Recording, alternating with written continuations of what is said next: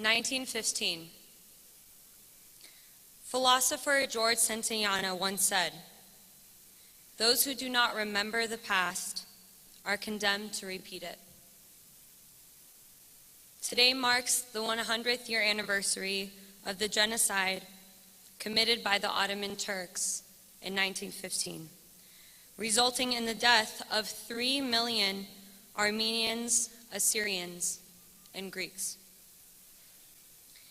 This was an intentional ethnic and religious cleansing to homogenize the nation by Turkifying as one nation, one language, one religion, and one flag.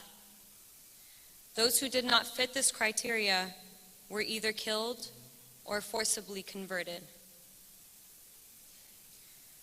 On February 23, 1915, more than 60 Assyrian notables were taken from the French missions in Urmia and shot by Turkish troops. Among these was Mardin Kha, a bishop of the Assyrian church. The Muslims had established a rule in asking of their victims to deny Christ and embrace Islam to save their lives. The Assyrians refused and would rather be burned alive and be beheaded before they would deny their faith or their nation. Before he was killed, Mardin Kha spoke the following words: "Be brave, take courage, be patient, falter not, be firm, and look up. In a few moments, you will be with Christ." With such words, he gave the Assyrians strength and hope until they were ultimately martyred.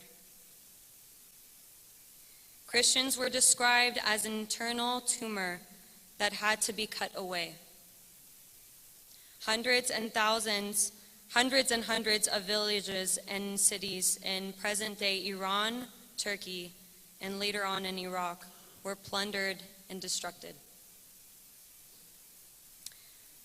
When reflecting with my grandmother of how today will mark 100 years and how much we have had to endure throughout our history, she told me a story that hit very close to home. Her mother's sister, Lisa Bejan, was kidnapped at 16 years old in Salamas, which is located in modern-day Iran. She told me when the Assyrians of Salamas received news that the Turks were coming, many of the girls hid in the basement of the bishop's house and blackened their faces with charcoal so that if found, the officers would find them undesirable and leave them alone. An elderly lady who was an eyewitness told my family that one of the officers asked Lisa if she thought he was foolish that she could cover up her beauty with the charcoal. The elderly lady told the officer, "Please, kill me, but don't take Lisa." He took Lisa, put her on his horse, and he left. For years and years, my family tried to find Lisa.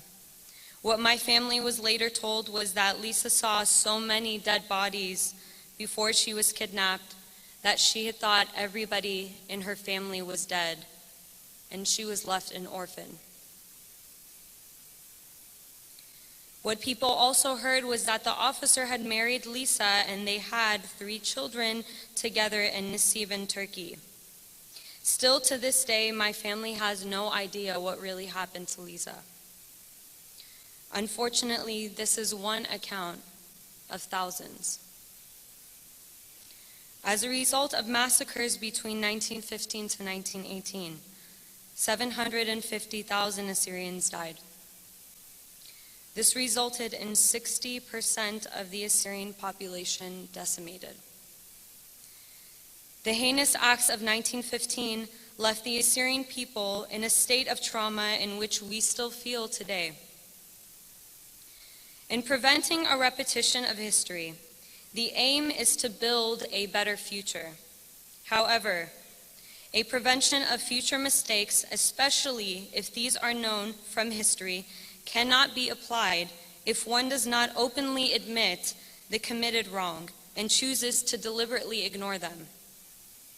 Turkey must be held accountable And until then, our wounds from 1915 will never be healed.